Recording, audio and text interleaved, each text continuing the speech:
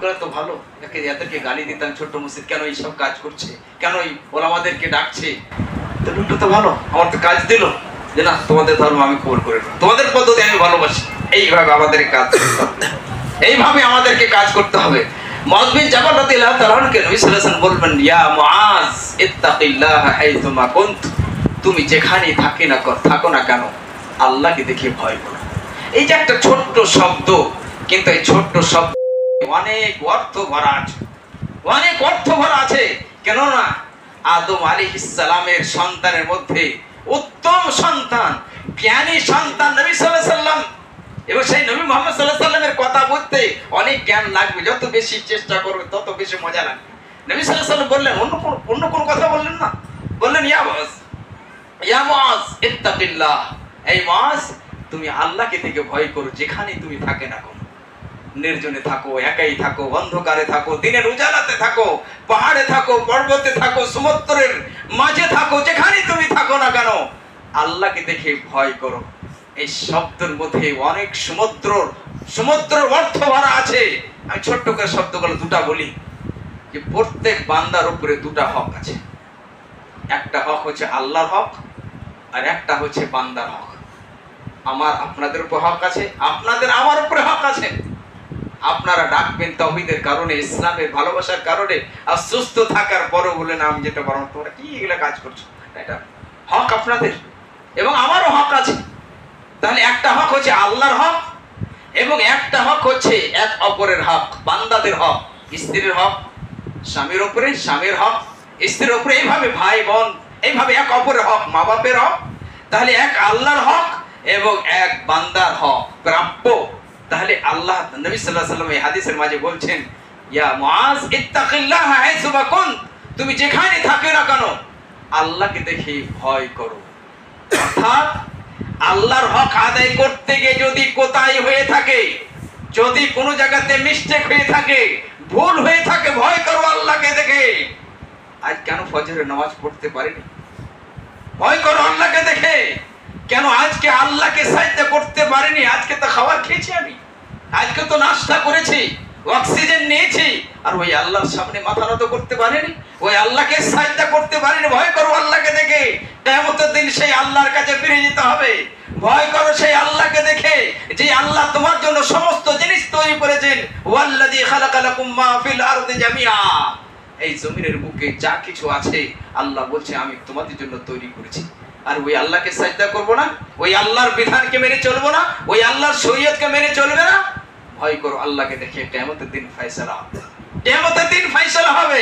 অপরদিকে আল্লাহ নবী সাল্লাল্লাহু আলাইহি ওয়াসাল্লাম বলছেন যে তুমি এক অপরের প্রাপ্য আদায় করো না, তোমার স্ত্রীর হক আদায় করো না। ভয় করো আল্লাহকে দেখে।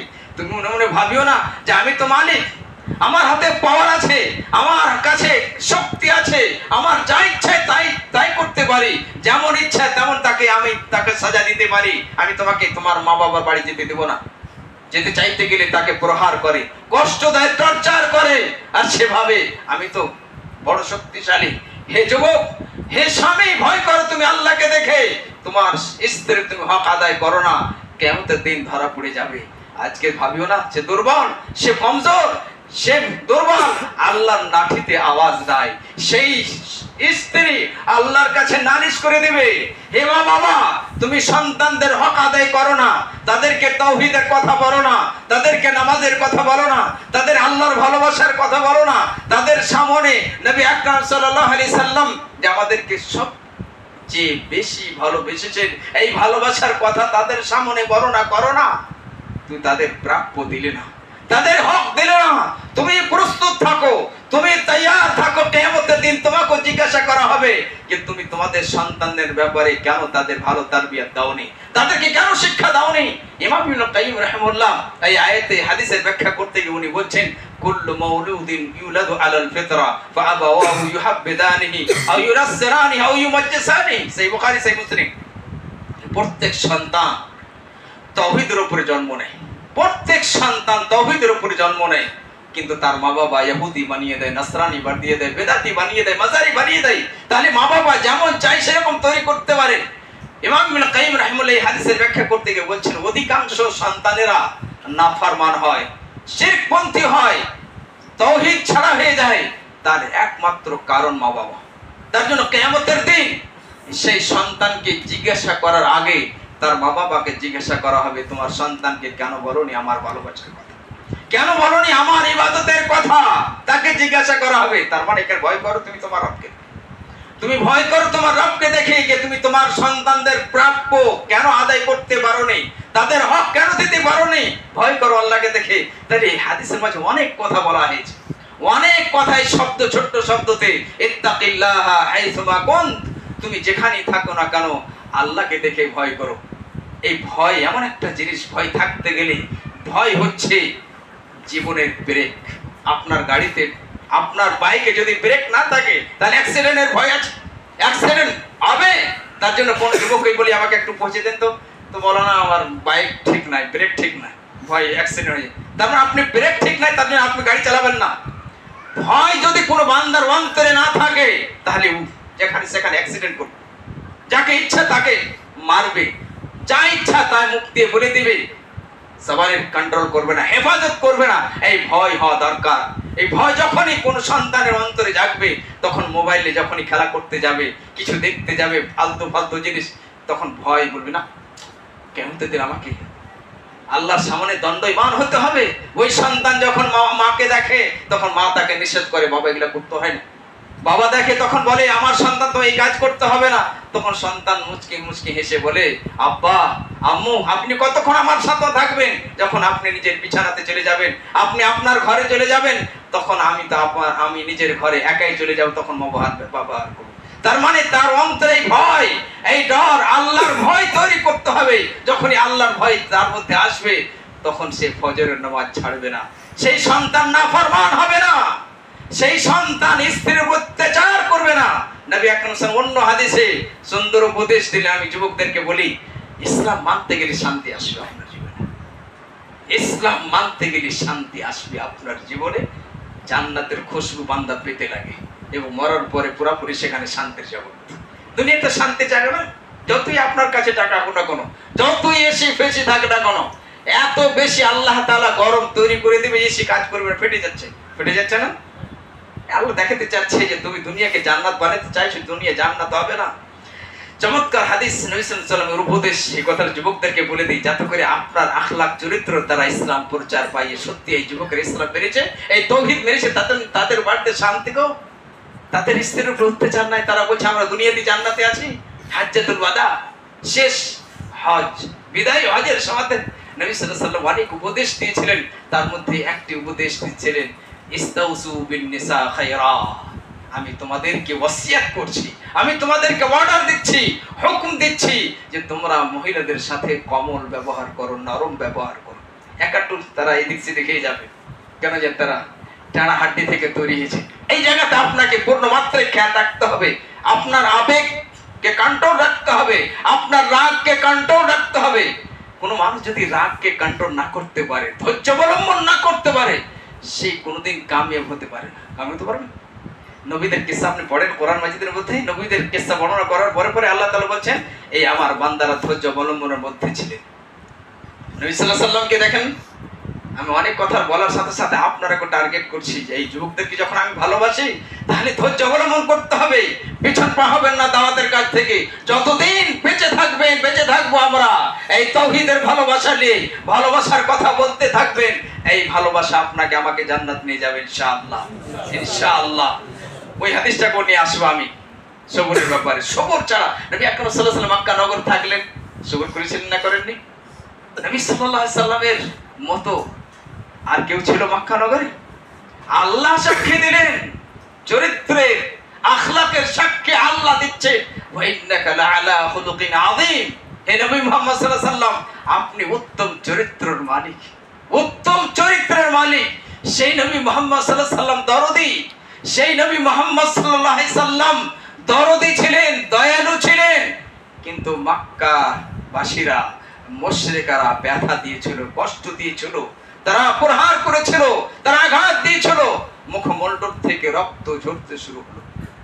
কানা ইয়ামসাহু দামা ওয়াজহাহু ওয়া ইয়াকুল আল্লাহুম্মা ইগফির কওমি ফাইন্নাহুম লা ইয়ালামুন। নবী আকরাম সাল্লাল্লাহু আলাইহি সাল্লাম চেহারা মোবারক থেকে রক্তকে মুছছেন, আর দোয়া দিচ্ছেন আল্লাহুম্মা গফির কওমি ফাইন্নাহু লা ইয়ালাম, হে আল্লাহ আমার কওমকে তুমি ক্ষমা করে দাও, মাফ করে দাও, এর এখনো বুঝে না। আপনার কওমের মানুষ থেকে ব্যথাও পাবেন, কষ্টও পাবেন, তাই বলে কি ছেড়ে দেব? তাই বলে কি আমরা গালি দেব? তাই বলে কি তাদেরকে কষ্ট দেব? ক্ষমা করে দেন, মাফ করে দেন। হতে পারে আপনার ক্ষমার কারণে সেই ব্যক্তি এই ইসলামকে মেনে নেবে, এই তাওহীদের রাস্তাকে মেনে নেবে, আর আপনি আপনার জীবনে কামিয়াব হয়ে যাবেন, সফল হয়ে যাবেন, মরার পরে পরে সরাসরি জান্নাত আমরা পাবো। তাহলে নবী আকরাম সাল্লাল্লাহু আলাইহি ওয়াসাল্লাম মুআয বিন জাবালকে প্রথম শব্দ বললেন, ইয়া মুআয ইত্তাকিল্লাহ হাইসুমা কুনত, এই মুআয তুমি যেখানে থাকো না কেন আল্লাহকে দেখে ভয় করো। দ্বিতীয় শব্দ দেখেন কি চমৎকার শব্দ। আমি বলেছি আগে, এই সব যতক্ষণ পর্যন্ত আপনি এই ভালোবাসা না নেবেন, হাদিসের অর্থ বুঝতে কঠিন হবে যে নবী সাল্লাল্লাহু আমাদেরকে সবচেয়ে বেশি ভালোবেসেছেন। নবী সাল্লাল্লাহু দ্বিতীয় শব্দতে বলছেন ওয়াতবি'is সাইয়্যাতাল হাসানাতা তামউহা, গুনাহ হয়ে গেছে বান্দা, গুনাহ হয়ে গেছে আমার উম্মতের মানুষেরা, গুনাহর পরে নেকির গতিকে বাড়িয়ে দাও। গুনাহ করেছো, গুনাহর পরে নেকি গতি বাড়িয়ে দাও, এই নেকি গুনাহকে মিটিয়ে দিবে। আল্লাহু আকবার। তার মানে নবী সাল্লাল্লাহু আমাদেরকে পদ্ধতি শিখিয়ে দিলেন যে আমার উম্মতের দ্বারাই মিস্টেক হবে, ভুল করবে, গুনাহ করবে। এরকম কোন মানুষ পাবেন না যে সে কোনোদিন গুনাহ করে না, কিন্তু কতগুলো লোক বলে থাকে যে মাওলানা আমি তো কোনোদিন মনে পড়ে না আমি গুনাহ করেছি। ভুল কথা, এটা সবচেয়ে মহাপাপ, এটা সবচেয়ে বড় বেশি, এটা পাপের কথা।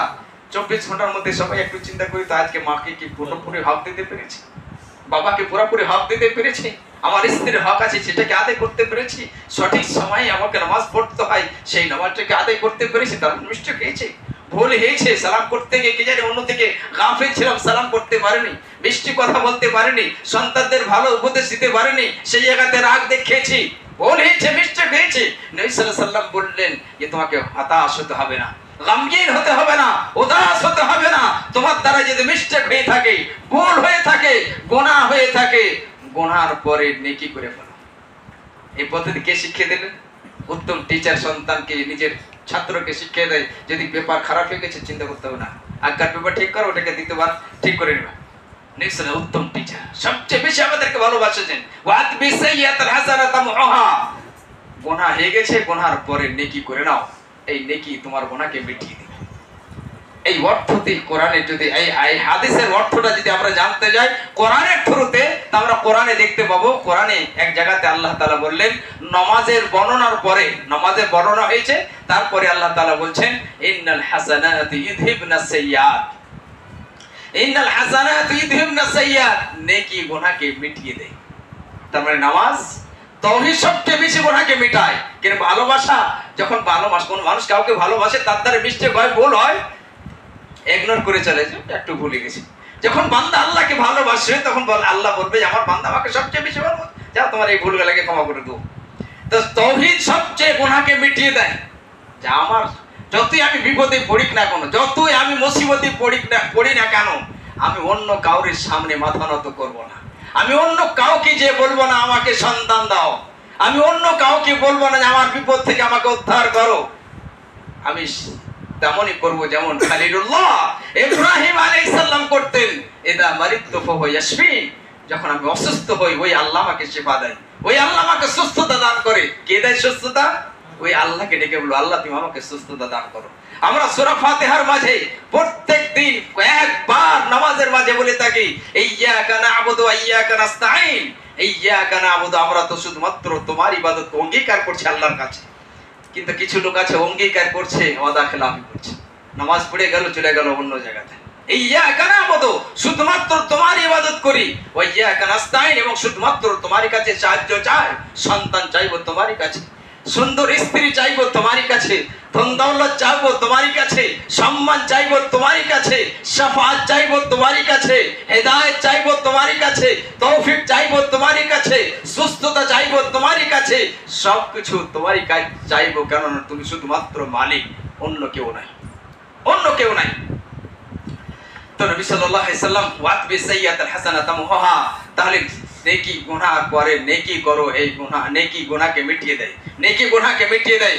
কোরআনের আয়াতে আমি বলছিলাম ইন্নাল হাসানাতু ইযহিবনাস সাইয়্যাত, कि नेकी गुनाह के मिटिয়ে দেয়, नेकी गुनाह के मिटिয়ে দেয়, সবচেয়ে বেশি গুনাহকে মিটায় তাওহীদ।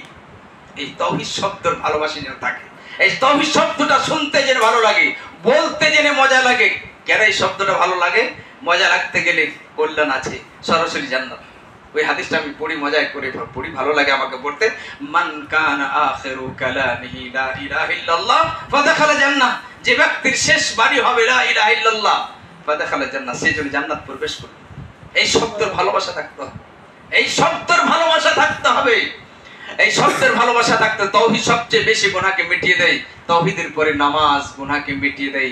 চমৎকার সুন্দর হাদিস, এত সুন্দর ভঙ্গিমাতে উত্তম নবী, জ্ঞানী নবী মুহাম্মদ সাল্লাল্লাহু আলাইহি ওয়াসাল্লাম এত চমৎকার ভঙ্গিমাতে বুঝিয়ে দিলেন যে দুনিয়ার কোন মানুষ, সারা পৃথিবীর মানুষ যদি একত্রিত হয়ে যায়, এক জায়গাতে জমা হয়ে যায় আর বলে এর চেয়ে সুন্দর ভঙ্গিমাতে আমরা এই জিনিসটাকে বুঝাতে চাইবো, নাই কোনো মানুষ। কি চমৎকার ভঙ্গিমাতে বুঝিয়ে দিলেন। সেই বুখারীর হাদিস, সাহাবায়ে কেরামকে সম্বোধন করে বলছেন যে আচ্ছা একটু বলো তো, যদি তোমাদের বাড়ির সামনে কোনো নদী হয়, নহর প্রবাহিত হয়, নহর থাকে, আর ওই নহরে, ওই নদীতে 5 বার কোনো মানুষ যদি গোসল করে, হাল ইয়াবকা মিন দারানিহি শাই, তার শরীরে কি ময়লা থাকতে পারে, গন্ধকি থাকতে পারে? সাহাবায়ে কেরাম উত্তর বললেন লা ইয়াবকা মিন দারানিহি শাই, কেন? কখনো না। তার শরীরে 5 বার গোসল করবে আর তার শরীরে ময়লা গন্ধকি থাকবে, কোনোদিন হতে পারে না। কি চমৎকার ভঙ্গিমা। তারপর বলেন ফাযালিকা মাথারুস সালাওয়াতিল খামস, এটাই উদাহরণ হচ্ছে 5 ওয়াক্তের নামাজের, এটাই হচ্ছে 5 ওয়াক্তের নামাজের। ইয়ামহুল্লাহু বিহিন্নাল খাতায়া, আল্লাহ তাআলা এই নামাজের থ্রুতে আল্লাহ তাআলা গুনাহগুলোকে মিটিয়ে দেন।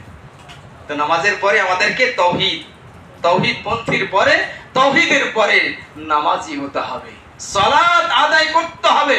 তাহলে মানুষ আপনার দিকে আকর্ষণ হবে, আপনার দিকে ঝুঁকে আসবে যে না এই যুবকগুলো ভালো।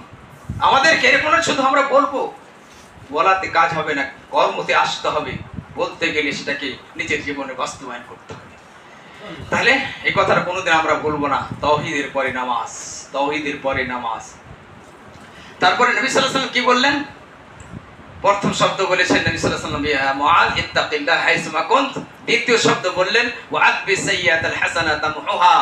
তারপরে নবী সাল্লাল্লাহু আলাইহি ওয়াসাল্লাম চমৎকার কথা বললেন ওয়া খালিকিন নাস বিখুলুকিন হাসানিন, ওয়া খালিকিন নাস বিখুলুকিন হাসানিন, মানুষের সাথে সুন্দর ব্যবহার করো।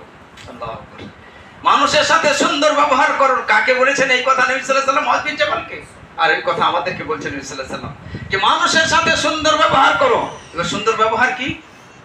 যখনই কোন ভাইদের সাথে সাক্ষাৎ হবে, আসসালামু আলাইকুম ওয়া রাহমাতুল্লাহি ওয়া বারাকাতুহু, কিন্তু আমরা কি করি? যাদের সাথে পরিচয় আছে তাদেরকে সালাম দিই না। এটা আখলাক। যে কোনো মুসলমানের সাথে আপনার সাক্ষাৎ হবে, আপনি সালাম দেন, এতে ভালোবাসা তৈরি হবে, এতে ভালোবাসা তৈরি হবে।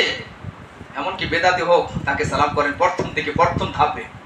তারপর অনেক বোঝার পরে যদি না আসে তখন বাইকাট হবে, কিন্তু প্রথম ধাপে তাকে সালাম করুন যাতে ভালোবাসা আসে, এবং ভালোবাসার দরুতে তাওহীদের দিকে তাকে আহ্বান করেন। তাহলে সালাম প্রচার করা এটা আখলাক। কোন মানুষ অসুস্থ আছে, তার ইবাদত করতে যান, তাকে দেখতে যান, এটা আখলাক।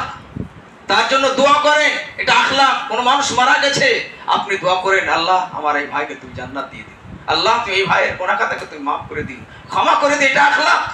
কোন মানুষ আপনার উপর অত্যাচার করেছে, জুলুম হয়ে গেছে তার পক্ষ থেকে, আপনি তাকে ক্ষমা করে দেন, মাফ করে দেন, এটা আখলাক। হতে পারে আপনার ক্ষমার কারণে সেই লোকটা মুক্ত হয়ে গিয়ে বলবে না এদের আমি পদ্ধতি আমি চাই। নবী আকরাম সাল্লাল্লাহু আলাইহি ওয়াসাল্লাম কি করেছিলেন? মক্কা নগরে নবী সাল্লাল্লাহু আলাইহি সাল্লাম মক্কা যখন ফাতা করছেন, তো মুসলমানদের হাতে সম্পূর্ণ মক্কা। যদি চাইতেন সেই দিন এক এক করে বদলা নিতেন, এক এক করে বদলা নিতে পারতেন, কিন্তু নবী সাল্লাল্লাহু আলাইহি সাল্লাম বলেছেন আজকে তোমাদের কোনো বদলা হবে না, কোনো ইন্তেকাম হবে না, যাও তোমাদেরকে ক্ষমা করে দিলাম। আর কোরআনের কিসসাকে দেখেন, ইউসুফ আলাইহিস সালামের কিসসা। ইউসুফ আলাইহিস সালামকে তার ভাইরা কুয়াতে নিক্ষেপ করে দিয়েছিল, ফেলে দিয়েছিল। কি কারণে? হাসাদের কারণে। জান কোন শত আমরা বলে থাকি মাওলানা এই লোকটা তো আমাকে জান থেকে মেরে দিতেছে, কি করে আমি ক্ষমা করতে পারি? স্মরণ করুন, স্মরণ করুন, ইউসুফ আলাইহিস সালামকে জান থেকে মেরে দিতে চেয়েছিল, কুয়াতে নিক্ষেপ করে দিয়ে, অন্ধকার কুয়া, সেখানে সাপও হতে পারে, বিচ্ছু হতে পারে, একাই সেই জায়গাতে ভয়ে কাতর হয়ে মারা যেতে পারে। কিন্তু সেই ইউসুফ আলাইহিস সালামকে আল্লাহ বাঁচিয়ে রেখেছেন। তার মানে বোঝা যায় আল্লাহ যাকে রাখে তাকে কেউ মারতে পারে না। এটা বিশ্বাস রাখতে হবে। কেউ ভাবে মরণ আপনি যদি মাজার না যান আপনার সন্তান বাঁচবে না, বলে থাকে না মানুষ, যে আপনার যদি আপনার সন্তানে তাবিজ না দেন, গলাতে তাবিজ না লটকান, আপনার সন্তান মারা যাবে। আল্লাহ যাকে রাখে তাকে মারে কি? আল্লাহর কাছে, আল্লাহর আমরা বান্দা, তার ইবাদত করবো, তার কাছে চাইবো। একদিনকে ঘটনা, আমার আত্মীয়ের মধ্যে তাবিজ টাবিলেন গলাতে পড়ে চলে এসছে, তাকে নিষেধ করার পরে মারতে রাজি না। তখন একটা আবেগের সাথে, ভালোবাসার সাথে বলেছিলাম, যদি আল্লাহ আমাকে 10টা সন্তান দেয়, আর কোন কবিরাজে ডাক্তারে বলে মওলানা আপনার একটাও সন্তান বাঁচবে না, 10টাই মারা যাবে যদি আপনি তাবিজ না নেন, তাই আমি বলে দেবো 10টা সন্তান চলে যাক, আমি রাজি আছি, এটা মেনে নিতে পারবো। কিন্তু তৌহিদে আজ আসবে সেটা আমি মেনে নিতে পারি না, শিরক আমি করবো সেটা আমি বরদাস্ত করতে পারি না। কিন্তু এটা আমার বিশ্বাস, আল্লাহ যদি রাখে কেউ পারতে পারে না। সেই ঈসা আলাইহিস সালাম বাদশা হয়ে গেলেন, আল্লাহ বাদশা বানিয়ে দিলেন। তার ভাইরা, পূর্ণ কিসসা সবাই আপনারা জানেন, তার ভাইরা সে জানতে পারেন যে সব বেঁচে আছে, কিন্তু সেখানে অভাব অনটন সমাধি ঈসা আলাইহিস সালামের কাজ গেছেন। তাদের ভাইদেরকে বলেছিলেন সামনে রেখে, লা তাসরিবা আলাইকুমুল ইয়াউম, আজকে তোমাদের কোনো ইন্তেকাম বদলা হবে না, যাও তোমাদেরকে ক্ষমা করে দিলাম। তাহলে এটা আখলাক, এটা চরিত্র, এটা চরিত্র। তাহলে এটা আমাদের আখলাক হবে, মানুষের সাথে আমরা ভালো ব্যবহার করব, মিষ্টি দিয়ে কথা বলবো, দেখা হলে সাক্ষাৎ, দেখা হলে সালাম করব, তাদের বাড়ি আমাদের দেখা করতে যাব। এবং সবচেয়ে বড় আখলাক কি, যেটা আমাদের মা আয়েশা রাদিয়াল্লাহু আনহা, আমরা ভাগ্যবান, সেই মায়ের আমরা সন্তান। মা আয়েশা রাদিয়াল্লাহু আনহা, তাকে জিজ্ঞাসা করা হয়, সাহাবায়ে কেরাম রাদিয়াল্লাহু আজমাইন জিজ্ঞাসা করেন যে একটু বলুন তো নবী সাল্লাল্লাহু আলাইহি ওয়াসাল্লামের আখলাক কেমন ছিল, নবী সাল্লাল্লাহু আলাইহি ওয়াসাল্লামের চরিত্র কি ছিল।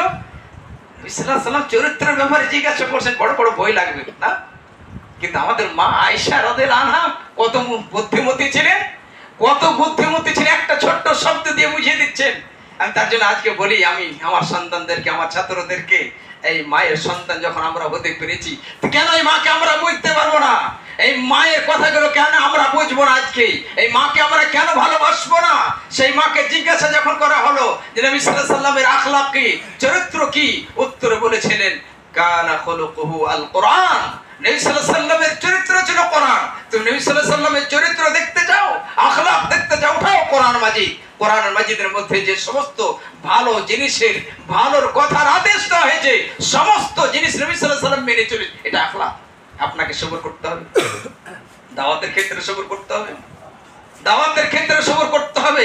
স্ত্রীর পক্ষ থেকে কিছু কষ্ট ব্যথা পাবে, সেই জায়গাতে সবর করতে হবে। ছেলে মেয়েদের পক্ষ থেকে আপনাকে সবর করতে হবে, এই সবর করা আখলাক।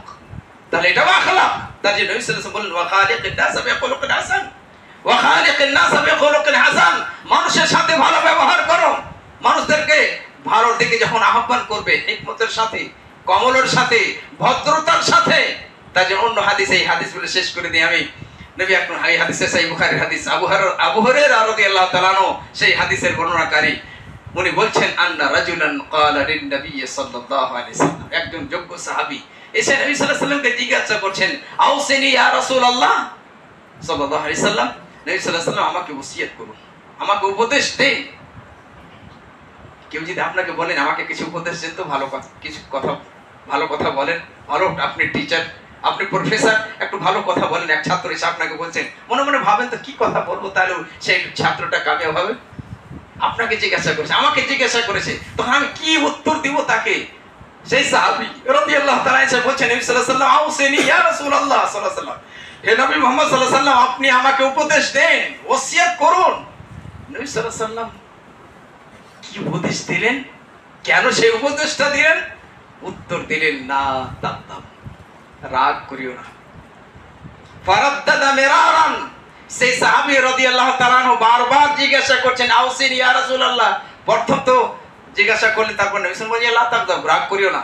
সাহাবী আবার জিজ্ঞাসা করছেন, আউসিনি ইয়া রাসূলুল্লাহ, নবী সাল্লাল্লাহু আলাইহি ওয়াসাল্লাম আমাকে উপদেশ দেন। তার মানে সাহাবী বারবার বলতে চাইছেন, এটা ঠিক আছে, একটা হলো রাগ করিও না, এরপরে অন্য কিছু উপদেশ দেন। তারপরে নবী সাল্লাল্লাহু আলাইহি ওয়াসাল্লাম বললেন লা তাকতাব, রাগ করিও না। আবার সাহাবী বলছেন, আর কিছু উপদেশ দেন। আবার নবী সাল্লাল্লাহু আলাইহি ওয়াসাল্লাম বললেন লা তাকতাব, অন্য কোনো কথা নাই। কেননা রাগ হতে গেলে জীবনটা ধ্বংস হয়ে যায়। রাগ হচ্ছে সমস্ত বিপদের জড়, সমস্ত বিপদের জড়। শিকড়। এই রাগ হতে গেলেই মার্ডার হয়ে যায়। মার্ডার যখন হয়ে যাবে, দাঙ্গা শুরু হয়ে গেল, এলাকাতে খুন খারাপ হয়ে যায়, ফাসাদ হয়ে যায়, আর মরার পরে জাহান্নামের ফয়সালা হয়ে যায়। তার মানে আমাদের কত দয়ালু যে আমাদেরকে রাগ থেকে বাঁচাতে চাইলেন। ইমাম ইবনে কাইয়িম রাহিমাহুল্লাহ বলছেন, রাগ মানুষ কতক্ষণ থাকে? কিছু লোকের মাত্র 4-5 মিনিট থাকে, কিছু লোকের 8 ঘন্টা থাকে। এই 2-4 মিনিট যদি কন্ট্রোল করতে পারে, তাহলে ও নিজেকে বাঁচিয়ে নিল, নিজেকে বাঁচিয়ে নিল দুনিয়ার বিপদ থেকে। রাগের সাথে মার্ডার করে জেলে এখন 10 বছর বছর 10 বছর সেখানে থাকো, আর দুনিয়ার সমস্ত নিয়ামত, সমস্ত আরাম সব শেষ, এবং মরার পরে জাহান্নামের ফয়সালা হতে পারে।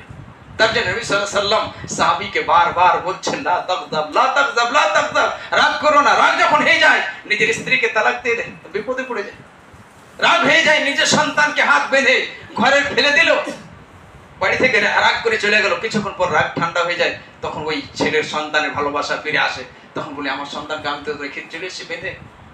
যে দেখছি দ্বিতীয়বার যখন রাগ ঠান্ডা হয়ে গেছে, দেখছি যে সন্তানের হাত শূন্য হয়ে গেছে।